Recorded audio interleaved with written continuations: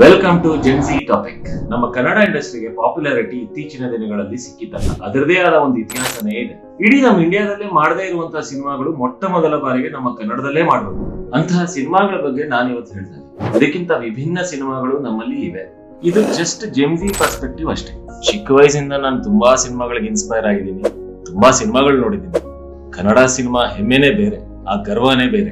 ಹೀಗೆ ಹುಡುಕ್ತಾ ಒಂದು ದೊಡ್ಡ ಲಿಸ್ಟ್ ಆಗಿದೆ ಕನ್ನಡ ಸಿನಿಮಾಗಳ ಬಗ್ಗೆ. ಆ ಲಿಸ್ಟ್ ಅಲ್ಲಿ ನಾನು ಕೆಲವು ಸಿನಿಮಾಗಳ ಲಿಸ್ಟ್ ನಿಮ್ ಮುಂದೆ ತಂದಿರ್ತಾ ಇದ್ದೀನಿ. ಅದ್ರಲ್ಲಿ ಕೆಲವು ಮಿಸ್ ಆಗಿದ್ರೆ ನೀವು ಕಮೆಂಟ್ ಬಾಕ್ಸ್ ಅಲ್ಲಿ ನಮ್ಗೆ ತಿಳಿಸಬಹುದು. ನಾನ್ ನಿಮ್ಗೆ ಇವಾಗ ಹೇಳಕೊಟ್ಟಿರೋ ಸಿನಿಮಾಗಳು ನಮ್ ಜನರೇಷನ್ ಅವರು ಥಿಯೇಟರ್ ಅಲ್ಲಿ ನೋಡಕ್ಕೆ ಆಗಿಲ್ಲ. ಯಾಕೆಂದ್ರೆ ನಾವಿನ್ನು ಹುಟ್ಟೇ ಇರ್ಲಿಲ್ವೇ. ತಗೊಳ್ಳಿ, ಕೊಡ್ತೀನಿ ಲಿಸ್ಟ್ ನ.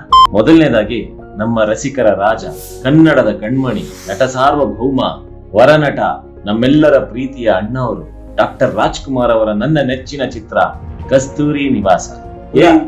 ಏನ ನಾನ್ ಹೇಳ್ತೀನಿ, ನಾನ್ ಹೇಳ್ತಾ ಇದೀನಿ ತಾನೆ, ತಡ್ಕೋ. ಅಣ್ಣವ್ರ ಬಗ್ಗೆ ನಾನ್ ಹೇಳ್ತೀನಿ ಕಣ.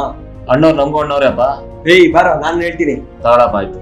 ಕಸ್ತೂರಿ ನಿವಾಸ ಈ ಕಥೆನ ತಮಿಳ್ ನಟ ಶಿವಾಜಿ ಗಣೇಶ್ ಅವರಿಗೆ ಬರ್ದಿದ್ರಂತೆ. ಇದರ ಕ್ಲೈಮ್ಯಾಕ್ಸ್ ತುಂಬಾ ಸ್ಯಾಡ್ ಎಂಡಿಂಗ್ ಇದೆ ಅಂತ ಅವರು ನಿರಾಕರಿಸಿದ್ರು ಅಂತ ಎಲ್ಲರೂ ಹೇಳ್ತಾರೆ.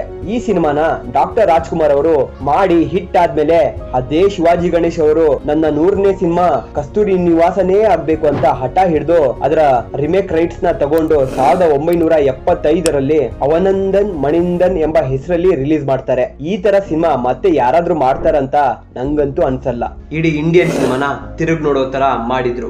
ಯಾರಿಂದನೂ ರೀಕ್ರಿಯೇಟ್ ಮಾಡೋಕೆ ಸಾಧ್ಯನೇ ಇಲ್ಲ ಅನ್ಕೊಂತೀನಿ. ಬಂಗಾರದ ಮನುಷ್ಯ, ಡಾಕ್ಟರ್ ರಾಜ್ಕುಮಾರ್ ಅವರ ಬಂಗಾರದ ಮನುಷ್ಯ ಸಿನಿಮಾ 1972ರಲ್ಲಿ ರಿಲೀಸ್ ಆಗಿ ಭೂಮಿಕಾ ಎಂಬ ಥಿಯೇಟರ್ ಅಲ್ಲಿ 2 ವರ್ಷ ಕಾಲ ಕಂಟಿನ್ಯೂಸ್ ಆಗಿ ರನ್ ಆಗುತ್ತೆ.